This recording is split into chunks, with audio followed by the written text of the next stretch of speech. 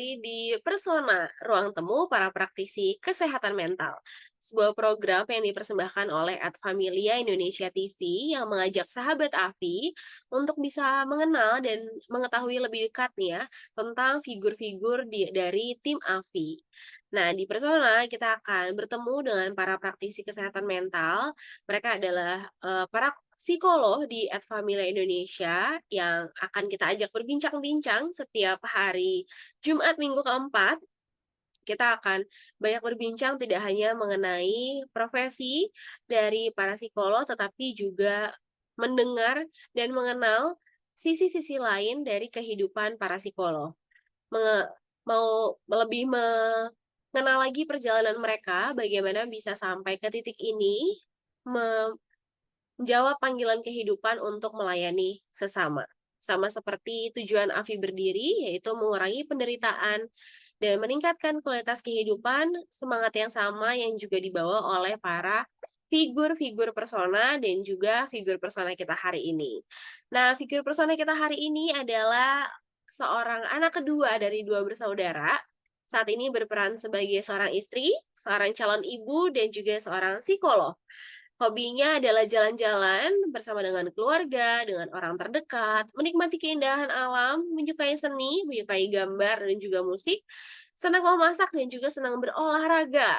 Ia merupakan pribadi yang senang berinteraksi dengan orang lain, menyukai humor ketika berinteraksi dalam kehangatan, dan adalah pribadi yang cinta damai. Salah satu quotes yang ia sukai adalah dari tokoh Rumi bahwa "Listen to silence, it has so much to say."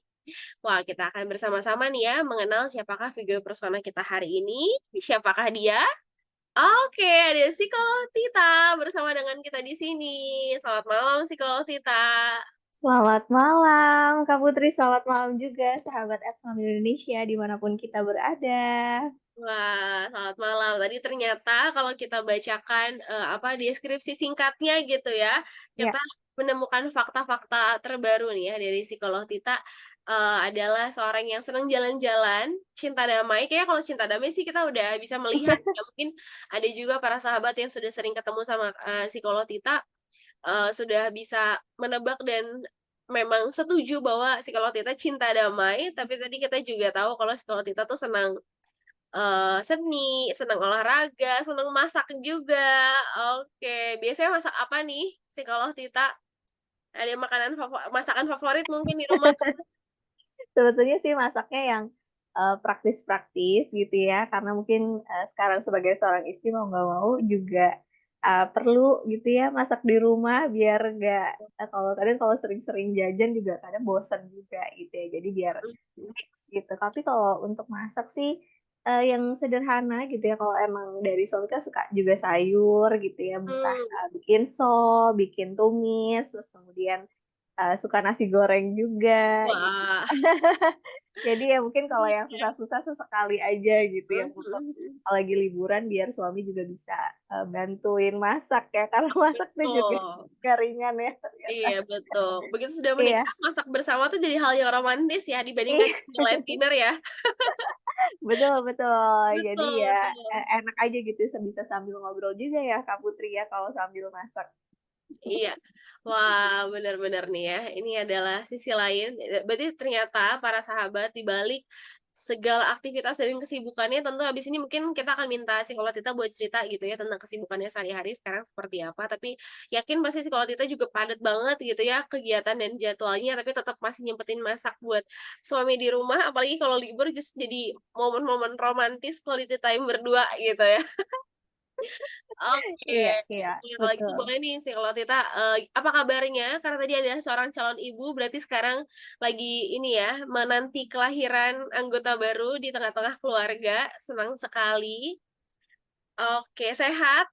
Iya, tentu gitu ya, hari ini senang sekali bisa diundang sama Kak Putri di Persona dan, semangat dan tentunya juga dalam kondisi yang baik, yang sehat gitu, karena juga, ya mungkin proses kehidupan jadi psikolog emang padat gitu ya, tadi Kak Putri Mhm mhm. bilang, tapi juga bisa menikmati. Jadi ya semoga, proses kehamilan ini juga akan tetap baik-baik saja. Jadi mohon doanya juga ya Ya, selalu. siap. Wah, pasti didoakan ya para sahabat Afi.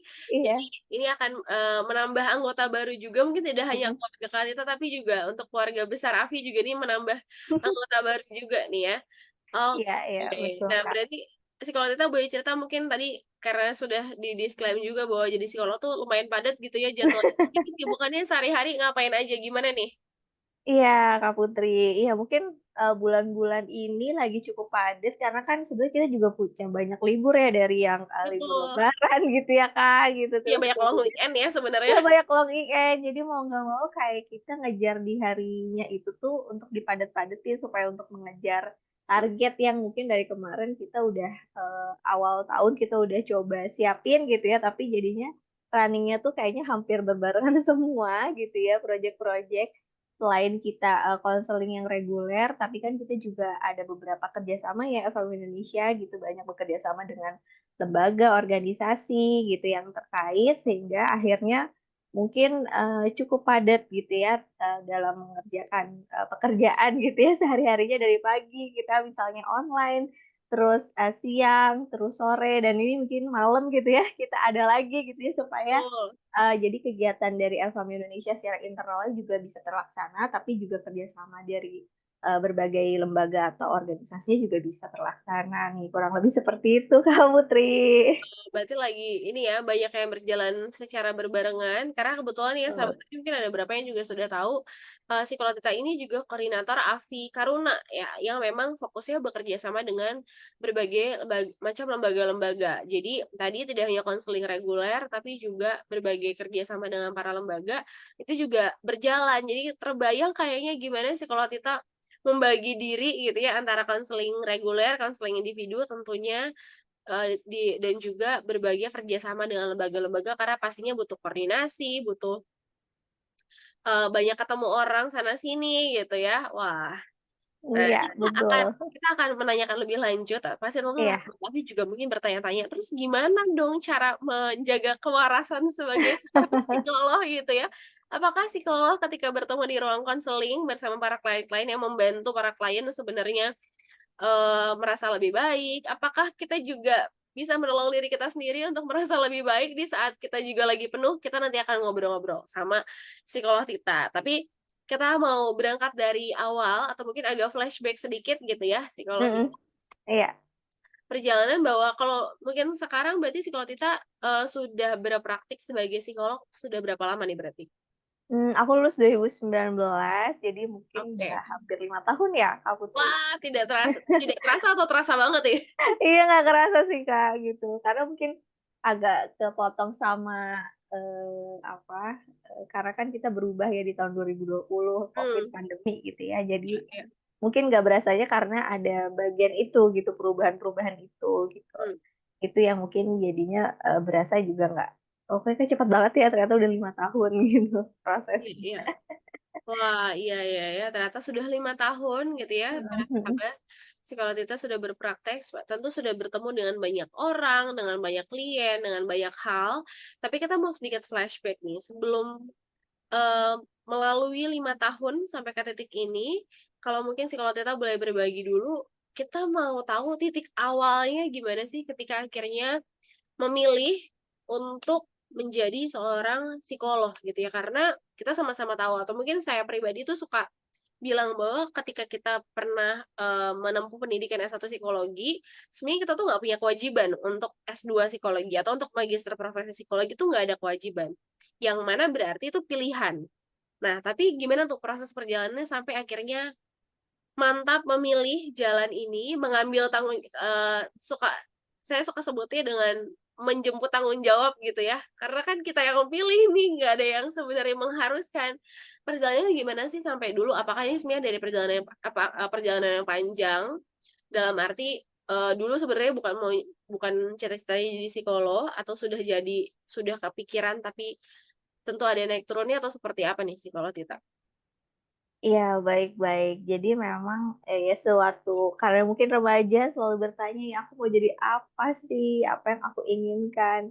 Emang dulu terus mencari juga, tapi memang kayak kode-kode kalau, saya suka dengan karena sebenarnya kan saya ngambilnya juga klinis anak dan remaja begitu ya, Kak. Jadi, Mhm mhm. dulu tuh memang saya tuh suka kalau sama sepupu-sepupu tuh saya mudah deket gitu, yang lebih kecil dari saya, terus kayaknya selalu happy gitu bawaannya kalau berinteraksi gitu ya sama mereka dan kayaknya tuh memang, kecenderungan untuk berinteraksi dengan orang lain tuh menjadi suatu ketertarikan tersendiri gitu kayaknya bagi saya gitu. Oke. Jadi kayaknya dari dulu kalau ada kegiatan sosial, ih kayaknya seru deh ikut kegiatan sosial gitu, misalnya dari sekolah dulu gitu ya. Jadi kayaknya memang sudah ada hati lah gitu ya ke arah sana.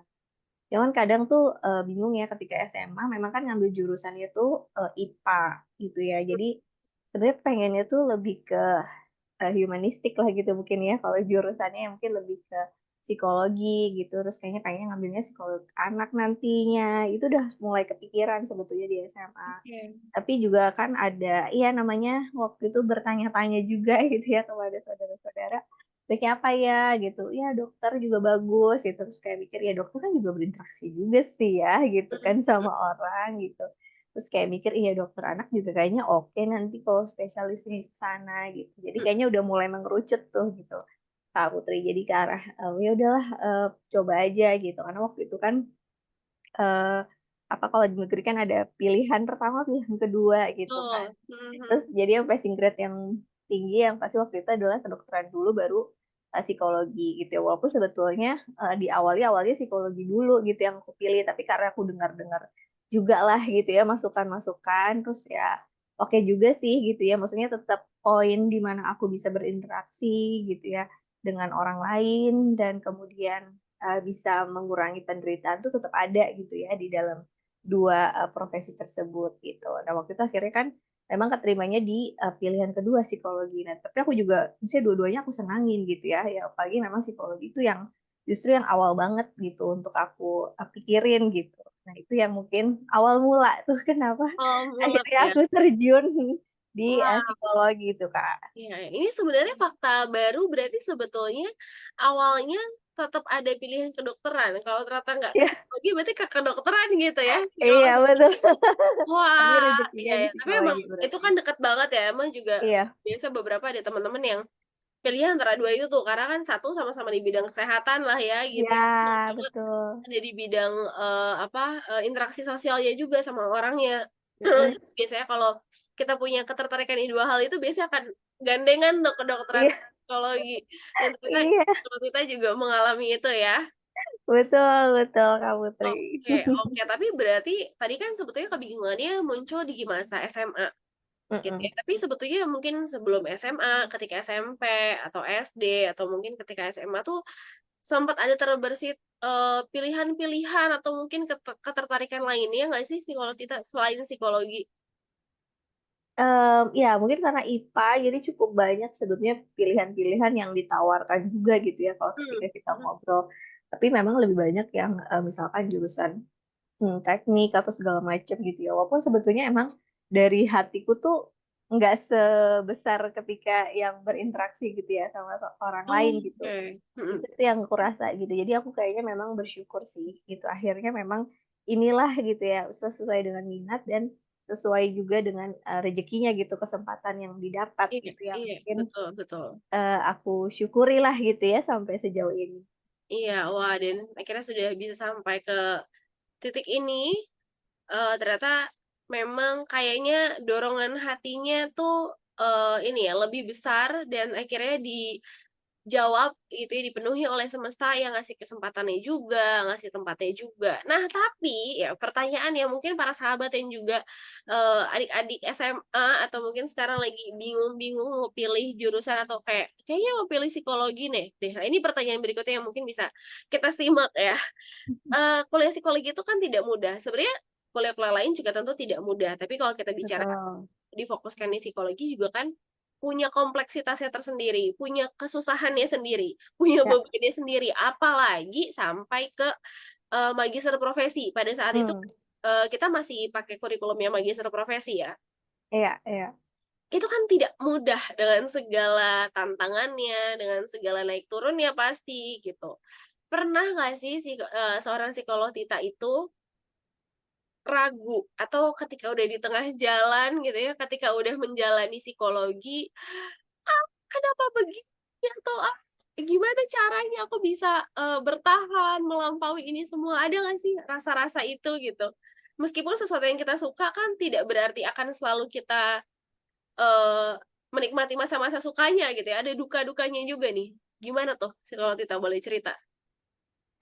Iya betul, Kak Putri, ya. Jadi sebetulnya, namanya juga, sesuatu, itu tuh nggak mungkin kayaknya tuh kayak jalan tol gitu ya, lurus terus nggak ada hambatan, Betul. bahkan tol aja Mhm. juga sekarang banyak hambatan ya. Iya iya iya. Iya, jadi memang betul ya realita tuh seperti itu, apa yang kita inginkan udah dapet, terus ternyata yang tetep aja gitu kita ketemu kerikil, bahkan batu yang besar yang akhirnya kita Mhm berpikir sebetulnya ini saya masih bisa melewati batu ini atau tidak gitu. Itu mhm juga saya alami terus beberapa kali bahkan dari S1 yang mungkin karena dari awal, saya, berkuliah harus, pertama kali merantau gitu kan di tempat yang mmm, jauh, maksudnya lebih mhm maksudnya tidak ada kalau kebayangnya waktu dulu sekolah tuh selalu ya ada yang mendampingi, maksudnya kebutuhan kita juga ada yang memberikan gitu kan, terus kemudian betul. apa ya, kalau dari sistem di sekolah kan juga kayaknya udah didikte harus begini, harus Mhm begitu, gitu. mhm Nah, ini kayaknya, adaptasiku mungkin cukup, lumayan, tidak yang begitu mulus, maksudnya yang jadinya, "Oh ini, saya harus melakukan apa sih?" Gitu ya, ketika saya itu pertama kali tinggal secara mandiri gitu ya. Kadang mmm, mungkin mhm jadinya mhm. nggak terlalu fokus dalam persiapan di kuliahnya gitu ya. Ah, Jadi mhm kadang itu yang mungkin di awal juga itu cukup, sulit sih gitu bagi saya gitu. Nah kemudian, "Ini gimana nih?" Itu cukup menjadi cambukan nih, gimana nih saya udah dalam tanda kutip kan usahanya juga nggak mudah gitu ya untuk bisa mendapatkan mhm kesempatan untuk mhm. bisa berkuliah di jurusan yang mungkin saya juga sukain gitu ya. Nah ini juga jadi cambukan untuk, mengerahkan gitu ya kemampuan kita yang istilahnya sesungguhnya lah gitu ya untuk melewati tantangan-tantangan di awal gitu untuk Iya, perkuliahan ini kan baru di awal nih gitu ya.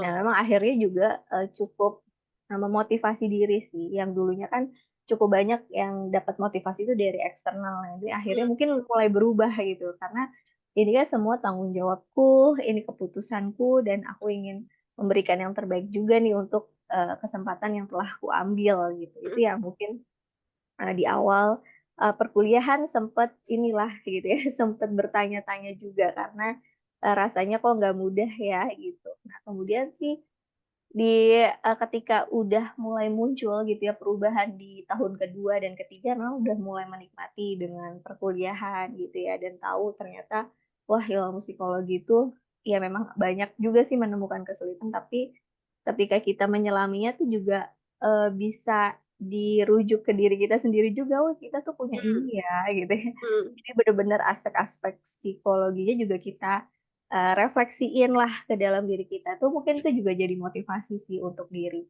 Nah tapi ketika waktu di akhir mungkin lebih ke di S2 sih ya, mungkin karena S2 itu, penelitiannya juga lebih lebih sebenarnya di S1 juga cukup menantang sih pas di skripsi karena, Mmm, kan subjeknya itu orang ya. Nah pada iya, waktu itu tuh subjeknya juga, kualitatif, jadi kita tuh harus mencari orang yang sesuai kriteria juga nggak mudah, itu waktu itu kan mhm pencarian subjek tuh menjadi tantangan terbesar. Jadi kayak, mhm mhm bolak-balik gitu ya, ini bener nggak, oke mhm nggak, gitu ya. Jadi emang, mungkin beda dengan, jurusan lain walaupun juga pasti tadi kata Kak Putri juga punya banyak ya tantangannya. Tapi kalau mungkin jurusan lain bisa ambil data di misalnya di lab gitu ya, langsung, ambil gitu apa sampelnya gitu, sehingga mungkin bisa lebih dikondisikan gitu ya. Sedangkan kalau kita subjeknya itu orang, ya mau nggak mau kita yang harus mencoba beradaptasi dengan subjek gitu. Jadi dia lagi nggak bisa,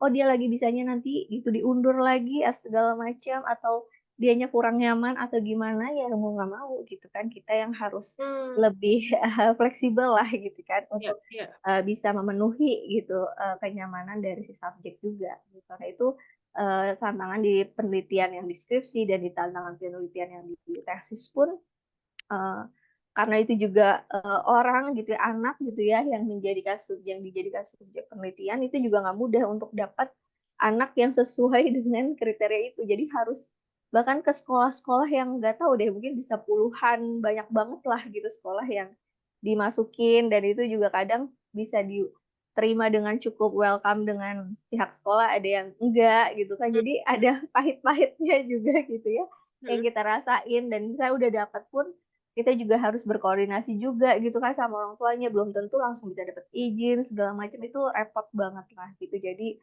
ternyata, bener-bener ya kalau ngomongin tentang psikologi, ngomongin orang itu nggak ada habisnya gitu. mhm Karena mhm. ada aja gitu ya tantangan-tantangan yang sampai kayak merasa, "Aduh, bisa nggak sih ini, beres nggak sih? Kok kayaknya yang tadinya udah semangatnya mungkin, 9, 10 itu terus-terus menurun," gitu, yang jadi, "Aduh, bisa lulus atau enggak?" Itu tuh ada juga, Kak, Mhm. Putri, gitu ya. Itu yang mungkin, aku rasakan lah gitu untuk di proses perkuliahan.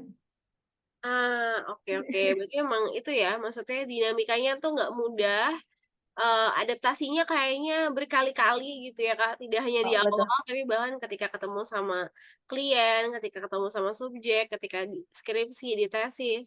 Memang kayaknya isinya, adaptasi ya, gitu. Iya. Sepanjang perkuliahan, eee, perlu berproses untuk bisa menyesuaikan diri terus-menerus dan ya itu meskipun sesuatu yang kita sukai tadi psikolog kita bilang, tapi ya tidak menghindarkan kita dari hal-hal yang nggak nyaman juga gitu. Tapi mungkin ini, sedikit yang membedakan ketika mungkin pada akhirnya kita bisa dapat privilege gitu ya, memilih sesuatu yang kita sukai dan mendapatkan sesuatu yang, juga kita minati, ya mungkin kelelahan atau tantangan itu tetap bisa kita nikmati dan jadi bisa ini ya, kalau, waktu itu pernah ngobrol sama psikolog Vivin juga terkait dengan stres, malah jadi si stres itu membuat kita mengeluarkan potensi terbaik kita juga gitu, kayak mendorong kita untuk jadi bouncing back-nya jadi lebih positif gitu.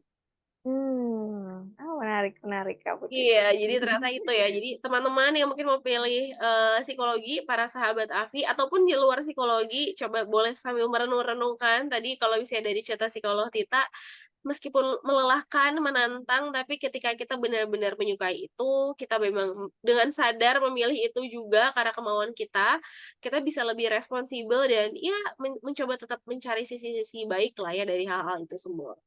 Mmm, Oke, wah ini apa namanya, cerita awalnya aja sudah menarik banget ya dari psikolog Tita dan tentu setelah sudah melampaui itu semua, sudah lulus menjadi seorang psikolog dan sekarang sudah 5 tahun berpraktek gitu, menemui berbagai macam klien, berbagai macam kondisi dan lingkungan, boleh nggak sih psikolog Tita diceritakan kalau tadi suka duka ketika lagi berkuliah?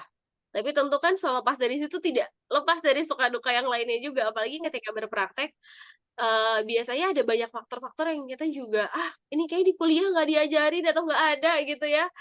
Tapi terus kita temui ketika benar-benar sudah terjun ke lapangan, apa sih psikolog itu yang suka duka ketika lagi bertemu atau berpraktek sehari-hari sebagai seorang psikolog? oke, baik ya. Suka dukanya, ya mungkin ketika baru baru aja lulus gitu kan, terus tiba-tiba pandemi, itu kayaknya udah jadi sebuah duka Itu gitu udah ya. duka ya? Iya, Karena apa? Karena kan kita nggak pernah ya belajar untuk melakukan, sesuatu lewat online mmm, gitu. iya, Itu betul. tantangan banget sih, Kak Putri, itu. Jadi sebuah, eee, ya meraba-raba gitu, apalagi misalnya kalau memang kalau sama anak tuh kan kita interaksinya akan lebih jauh lebih ideal ya ketika kita Mhm bertemu secara langsung gitu. Itu jadi tantangan banget tuh, Kak Putri, ketika, mhm mhm mhm. proses, bertemunya sama anak, dan gimana caranya untuk mendapatkan suatu data, mendapatkan trust anak itu untuk mau ngobrol gitu ya sama kita. Itu Mhm, PR banget sih yang maksudnya, harus memutar otak, kreativitas kita harus ditekan sekali gitu ya, gimana iya caranya iya.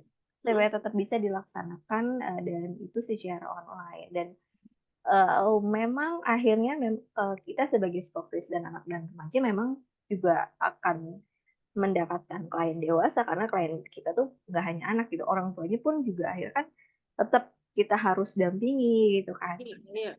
Dan memang ketika di pandemi itu pun dari Avon Indonesia juga, cukup banyak nih bekerja samanya untuk, klien-klien dewasa yang mungkin juga mengalami, distress ya ketika di masa-masa pandemi gitu. Jadi waktu itu akhirnya juga terjun nih untuk mendampingi, klien-klien dewasa itu juga menjadi pengalaman yang ya tidak terlupakan gitu ya, karena itu kan istilahnya jadi terus berproses sampai sekarang gitu. Jadi mau nggak mau kita dan sebenarnya saya sendiri, mencoba untuk mendampinginya pun dari klien dari anak sampai dewasa pun terus belajar gitu ya untuk mendampingi, mereka gitu dan, iya, tentu sebetulnya sukanya juga, cukup banyak ya walaupun di sisi lain juga harus belajar lagi gitu ya, berusaha untuk, memahami gitu ya posisi-posisi mereka atau kondisi mereka. Ya tapi senang sih gitu karena, setiap ketemu sama klien tuh saya tuh merasa saya tuh juga lagi belajar gitu. Jadi Mmm, kayak ketika dia oke. ngomongin sesuatu gitu, terus kayak saya berpikir, "Kok dia bisa sih, kuat sampai seperti itu? Kok dia bisa sih kepikiran untuk seperti itu?" Gitu ya. Jadi kadang dia mendapatkan insight, terus dia bisa, melakukan ada pertumbuhan gitu atau perkembangan, itu tuh menurut saya tuh sebuah hal yang, saya sukai dan selalu saya bilang seperti itu gitu ya, ketika dia "Oh iya saya udah dapat ini gini gini," misalkan mengucapkan terima kasih, tapi saya juga bilang, "Saya juga berterima kasih," gitu, karena saya bener-bener belajar gitu, kadang terharu juga, apalagi juga kalau ketika, proses yang dialami juga berat gitu ya, ketika dia juga akhirnya, mengekspresikan diri dengan menangis, seperti itu. Kadang juga saya, ya sebagai manusia juga ikut merasakan gitu Iya ya, iya. Mhm. apa yang dia rasakan dan gak kuat juga gitu untuk menahan diri juga kalau nggak ikutan menangis gitu. Karena ya betul-betul, peran sebagai psikolog itu iya, apa ya, kita tuh diberikan kesempatan juga untuk betul-betul menyelami kehidupan banyak orang ya. Jadi memang, Mhm. di satu sisi, kita senang bisa ketemu sama orang, bisa belajar kehidupan orang, tapi, apa yang penderitaan yang sedang dialami orang tersebut juga kita bisa rasakan. Itu yang mungkin ya mau nggak mau itu Kak Putri juga tadi sempat awal ya, jadi gimana caranya tetap bisa menyeimbangkan diri gitu ya, Iya. supaya, tetap bisa oke gitu ya melanjutkan karya-karya kita sebagai, seorang psikolog. Mungkin begitu Kak Putri. Ah, oke oke, itu suka dukanya tuh sepaket gitu ya, kan, Iya Kanita ya, karena, iya. di satu sisi ya tentu dengan berbagai tantangannya tadi salah satunya karena pandemi online, kayaknya dunia psikologi juga sebelumnya belum pernah mempersiapkan diri, gimana caranya kita running counseling, running assessment secara online. Betul Juga betul. nggak ada briefing-nya dulu tuh ya dalam dunia psikologi secara keseluruhan sehingga kita Betul. yang berpraktek, individu-individu kita masing-masing para psikolog ini juga mau nggak mau beradaptasi sendiri ini untuk bisa menemukan caranya. Itu dukanya, karena memang ada banyak hal yang tidak bisa dikontrol, tapi kayaknya Mhm. itu hasil dari proses adaptasi berkali-kali di kuliah, begitu ada Iya, pandemi mau nggak mau harus adaptasinya lebih cepat lagi gitu ya. betul betul ya. Iya bener juga ya, karena di psikologi kan kita ditempa untuk iya mau nggak mau harus terus fleksibel, harus beradaptasi Betul. gitu kali ya, Kak, gitu. Betul, jadi Mungkin itu akhirnya semua kayaknya begitu pandemi itu sebenarnya kurikulum belajar adaptasinya udah dari zaman kuliah ya. betul Iya betul, iya, Kak Putri. betul, tapi di saat yang bersamaan juga sebetulnya dengan segala tantangan itu, mmm, ada rasa sukanya ketika bertemu dengan klien. Tadi psikolog Tita menarik banget ketika bilang setiap kali ketemu sama klien tuh adalah proses belajar. Jadi mungkin para sahabat ketika mungkin selama ini juga berpikir, "Oh ya, psikolog adalah orang yang paling ahli atau yang paling expert." Which is betul gitu ya, karena kita belajar bagaimana cara mendampingi, bagaimana cara bisa, melakukan konseling dan lain sebagainya, tapi sebetulnya para sahabat semua yang menjadi seorang klien, yang pernah menjadi seorang klien, percayalah bahwa, para sahabat tuh juga sebetulnya adalah guru buat kami sebagai psikolog. Kalau tadi psikolog Tita bilang, itu momen buat kita juga belajar. Karena tidak hanya mungkin para klien merasa mendapatkan sesuatu ketika datang ke psikolog, sebetulnya para psikolog juga mendapatkan sesuatu dari para klien. Jadi, buat para klien di luar sana, terima kasih untuk, kehadiran kalian gitu ya di dalam ruang-ruang konseling kita karena menjadikan kita juga belajar terus-menerus. Dan tadi, psikolog Tita juga sempat bilang, menarik banget ya pilihan katanya di psikolog Tita bilang, menyelami kehidupan klien. Yang sukanya diserap, yang dukanya juga diserap gitu ya, Iya, penderitaan kan juga kita serap, tapi mhm, rasa bahagia mereka, rasa bangga mereka, progres-progres positif mereka juga kita serap. Nah, sebagai seorang psikolog kan kita suka bilang, di film-film juga juga bahkan sudah ada yang diangkat ke drama Korea untuk selalu bilang, "It's okay not to be okay," gitu kan ya psikolog Tita. Tapi mmm, bagaimana ketika kita sebagai seorang psikolog bertemu dengan ragam wajah penderitaan, sekaligus mungkin dengan kebahagiaannya juga, tapi kan ketika itu semua kita serap, otomatis juga ada satu titik, ada satu masa di mana kita punya keterbatasan energi, keterbatasan kapasitas untuk bisa menampung itu. Sementara mungkin tadi ya, secara reguler tuh setiap hari kan kita ketemu sama klien, ketemu sama orang lain. Gimana sih caranya psikolog kita untuk bisa punya kapasitas energi gitu ya, untuk bisa terus menampung dan menyerap itu, karena itu mau nggak mau kan jadi bagian dari tugas dan kehidupan kita pada akhirnya ketika kita sudah jadi psikolog. Gimana tuh psikolog kita? iya betul ya tadi memang, sempat kita singgung juga ya sebelumnya, aduh tapi juga kalau kayak gitu kan menyerap sesuatu yang, negatif gitu kan kita juga terserap dong ya energi kita juga gitu Betul, ya. Nah gimana ya cara menyeimbangkan atau menjaga kewarasan itu juga ya Kak Putri ya, itu juga jadi sebuah hal yang kita ternyata sebagai, psikolog, sebagai konselor itu perlu, yang namanya ya self management gitu ya. Kita harus tahu, sebetulnya batasan diri kita tuh seperti apa. Itu juga, mhm, jelas gitu ya dengan pengalaman-pengalaman kita yang terdahulu pun juga harus jadi pembelajaran gitu ya. Makanya kita tuh kadang perlu jeda, mengendapkan dulu gitu kan. Makanya tadi ada satu quotes yang dari Rumi kan yang cukup menarik gitu ya, kita harus, mendengarkan nih dalam keheningan karena kita justru bakal banyak mendapatkan sesuatu lah gitu kan dari proses yang mmm, kita jalani nih dalam kehidupan. Jadi kadang untuk menyeimbangkan diri ya kita juga harus tunggu gitu ya, jadi harus ada waktu diam atau ada waktu berjeda gitu ya. Bahkan sebelum kita memasuki nih gitu, "Oh nanti minggu depan tuh akan padat." Kita harus tahu nih seberapa padatnya, bagian mana yang paling mungkin akan menyerap energi yang lebih besar gitu ya. Jadi istilahnya harus ditarik mundur gitu, jangan sampai udah itu, kita tahu nih ada momen-momen atau pekerjaan yang akan menarik energi yang besar, tapi sebelumnya kita nggak betul-betul memberikan waktu untuk, mempersiapkan energi gitu ya, kita mhm malah melakukan mhm berbagai aktivitas yang lain gitu, saya sih sangat hindari gitu. Saya udah tahu mhm nih, oh ini ada momen-momen yang pekerjaan yang akan berat nih gitu, misalkan akan sepanjang hari gitu kan. Jadi berarti ditarik mundur 1 hari sebelumnya atau beberapa jam sebelumnya kalau bisa tidak melakukan banyak aktivitas yang mengeluarkan energi gitu ya. Itu mhm menjadi hal yang, pembelajaran juga gitu ya dari mhm saya mhm sudah coba lakukan. mhm Terus kemudian ya selain nggak melakukan pekerjaan atau kegiatan yang menguras energi sebelumnya juga harus kayak semacam self talk juga gitu ya, memberikan mhm motivasi-motivasi diri juga gitu kayak,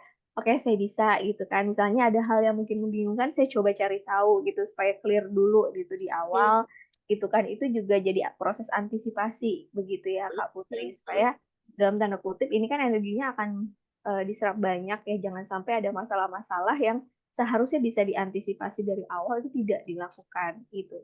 Dan mhm kemudian, dari ya mungkin satu sesi gitu ke sesi yang selanjutnya, kalau bisa memang ada waktu yang memang berjeda itu entah melakukan relaksasi kah, entah, minum gitu ya. Jadi bener-bener ada proses-proses yang, kita kayak yang tadi, oh mungkin agak sedih, oh tadi tuh mungkin agak emosional juga, mhm karena dari proses kliennya juga, sangat emosional. Nah itu kita kayak coba agak ke arah normal dulu gitu, jangan mhm sampai mhm. dengan apa yang kita lagi diserap itu ditularin nih kepada klien yang selanjutnya misalnya, kurang lebih seperti itu, Kak Putri. Oke. Jadi tadi kalau misalnya kalau Tita bilang ada beberapa hal ya, terkait dengan Mhm self management dan juga self talk.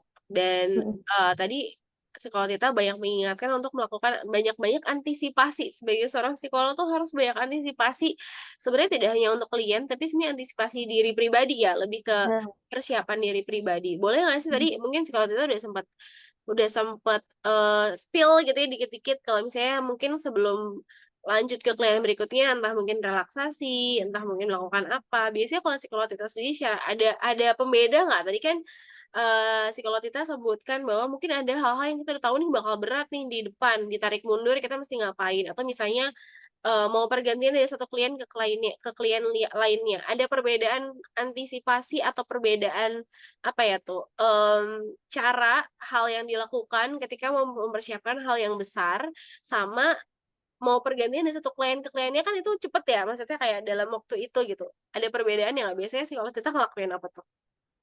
Iya iya, oke. Kalau misalnya nih, kalau sesi konseling kan kurang lebih akan, back to back gitu ya. Jadi emang Mhm waktunya tuh mhm. biasanya mepet-mepet tuh gitu. Iya Jadi iya. memang, proses antisipasinya tuh, tidak terlalu panjang lah waktunya Mhm gitu ya. mhm.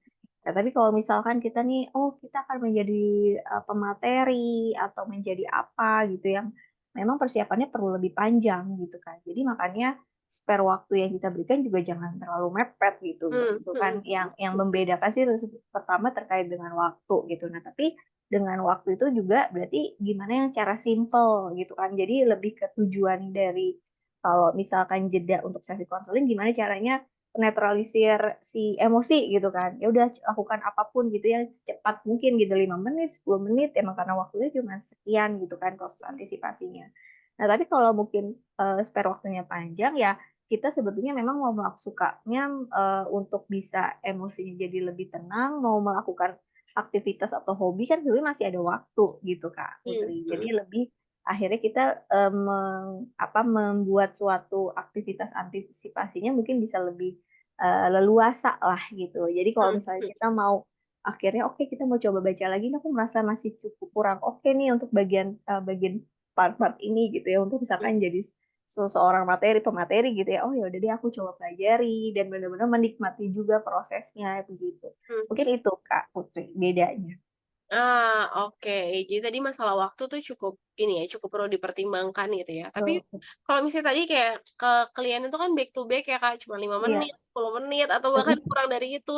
Apa iya. sih, psikolog kita yang bisa dilakukan dalam waktu singkat itu mungkin siapa tahu sahabat Afi juga bisa mencoba gitu ya, kalau ada yang punya waktu singkat tapi butuh netralisir emosi dengan cepat, biasanya kalau psikolog kita ngapain tuh? Iya, kalau saya sih sebenarnya prinsip yang self soothing itu ya Kak, jadi yang Mmm, pakai mhm. dari 5 macam indera, entah kita mau lihat jendela keluar, terus atau mungkin dari pernafasan, kita tarik nafas lebih dalam, kemudian atau mau minum dulu gitu. Mhm Jadi kayak, proses-proses yang cepet lah yang bisa dilakukan, kemudian kayak oke, tadi atau enggak dari yang tadi, oh tadi itu, sudah proses-prosesnya itu begini-begini, oke. Berarti nanti ke depannya harus oke. Nah sekarang pelajarin untuk klien yang selanjutnya nih berarti ya, oh berarti ini nanti yang akan datang adalah orang yang seperti ini nih. Oke siap, berarti langsung, siap lagi gitu ya, mau nggak mau mhm. karena kan waktunya juga 5 menit, paling 10 menit juga kan udah harus siap lagi dengan klien selanjutnya. Ah, Begitu, Kak oke. Putri. Jadi salah satu dengan 5 indera itu bisa dipakai gitu ya para sahabat aku, Iya, itu juga dipakai oleh psikolog kita untuk bisa menetralisir emosi dengan cepat, di saat tidak betul, terlalu banyak waktu, tapi kita memang butuh dan itu penting ya gitu ya psikolog betul betul. menetralisir emosi itu. Jadi, psikolog juga mempraktekkan apa-apa yang sebetulnya kita sarankan kepada klien, karena kita juga Bener. menjadi klien untuk diri kita sendiri. Jadi kita juga mempraktekkan itu gitu ya. Iya, betul Oke. sekali. Nah, kalau gitu supaya kita nggak serius-serius banget, psikolog kita mau sedikit Oke, games. Sebenarnya mungkin games-nya juga sederhana aja. iya, Kita akan, menanyakan beberapa hal atau jadi nanti, games-nya adalah satu kata, cie. Jadi nanti psikolog kita akan diminta untuk memberikan satu kata terhadap, sesuatu yang akan nanti disebutkan. Ya, mmm, oke ya.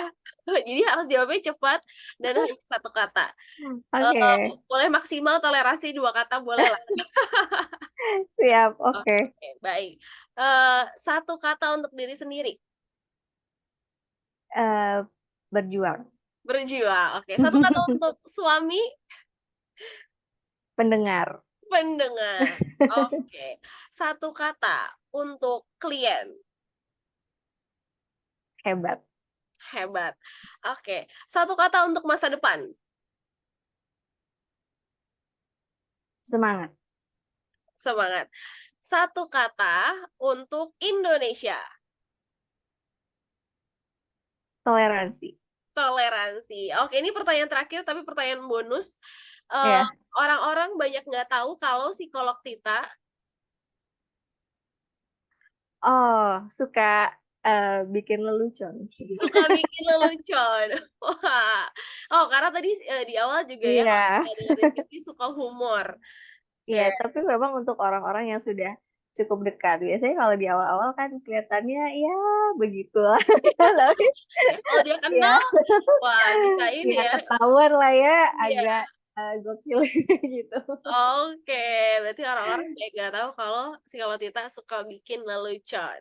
Iya. Oke, nah, mungkin nih, ini ya, apa namanya, bukan, pertanyaan bonus juga, tapi mungkin karena tadi si kalau Tita banyak cerita kalau lagi banyak, pekerjaan yang padat gitu ya, lagi banyak hal yang dilalui juga.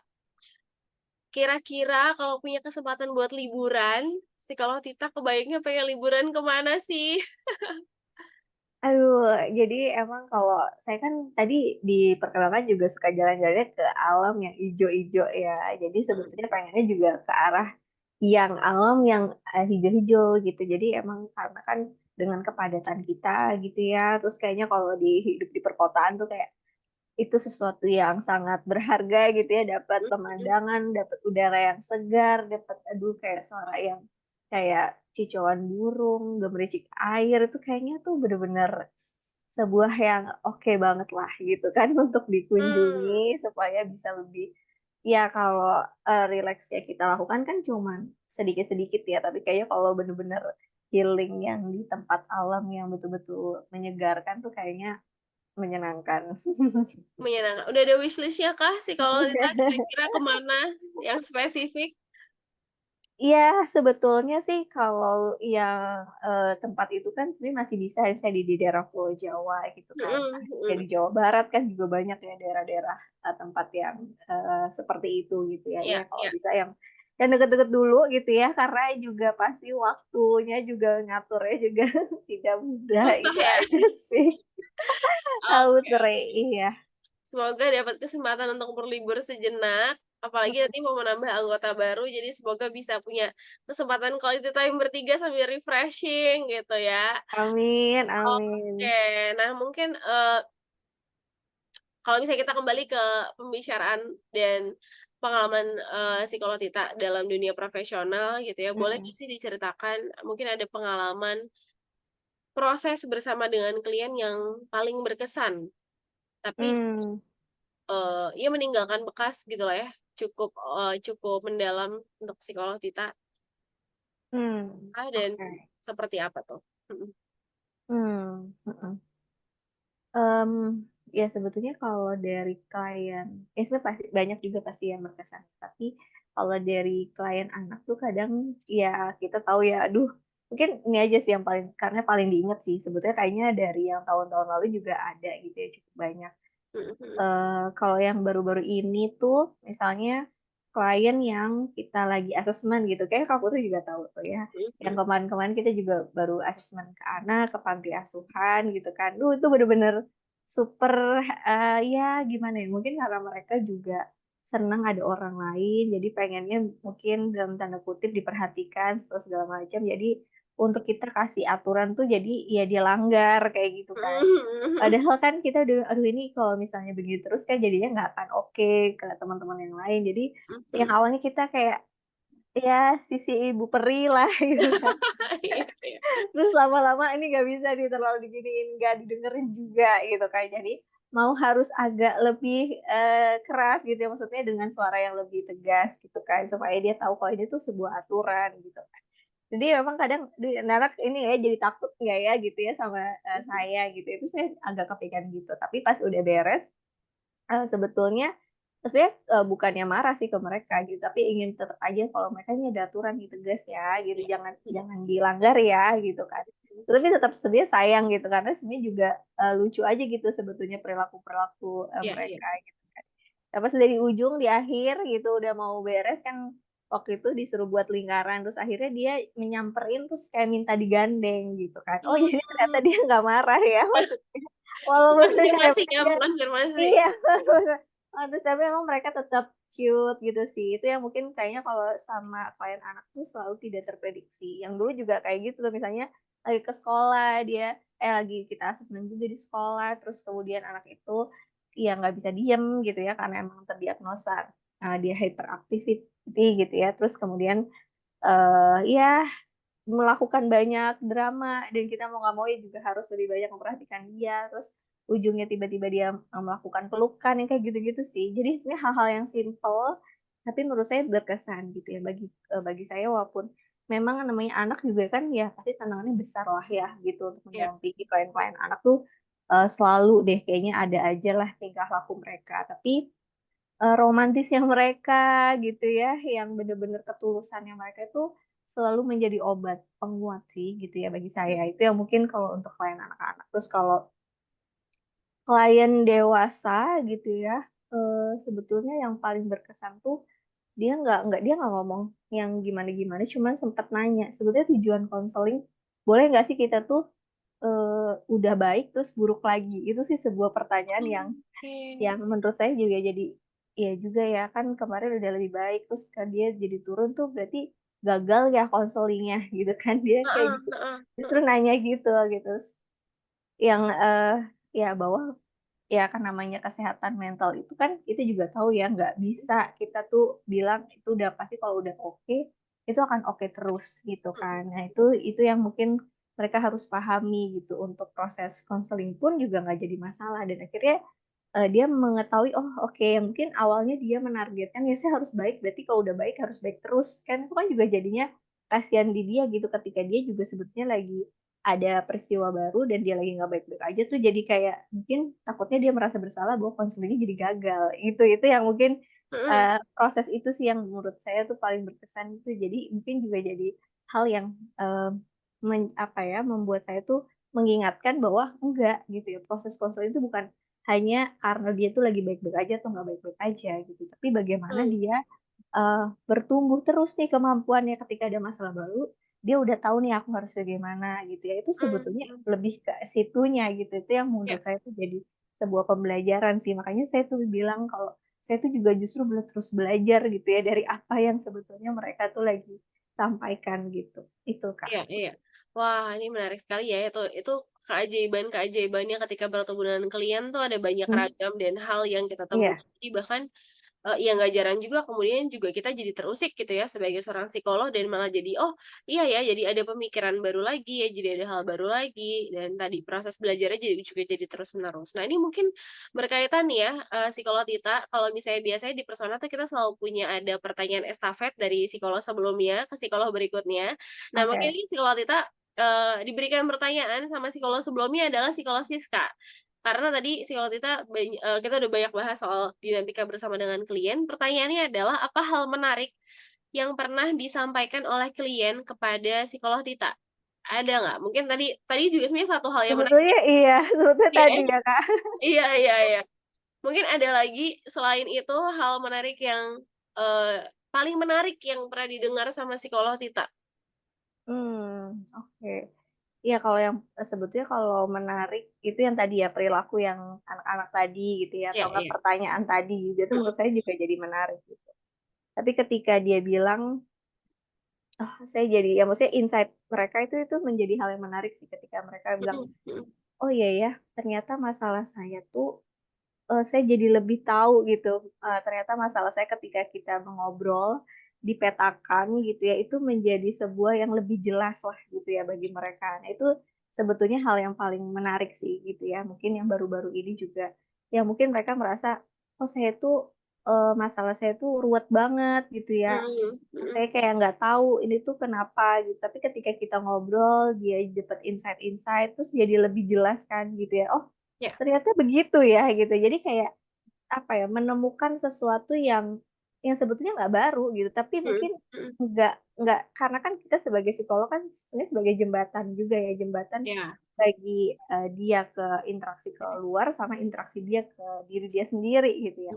Nah, Mhm. makanya itu kali ya mungkin yang paling menarik karena dia sendiri sebetulnya tahu, tapi dia tidak mengkoneksikan gitu ya.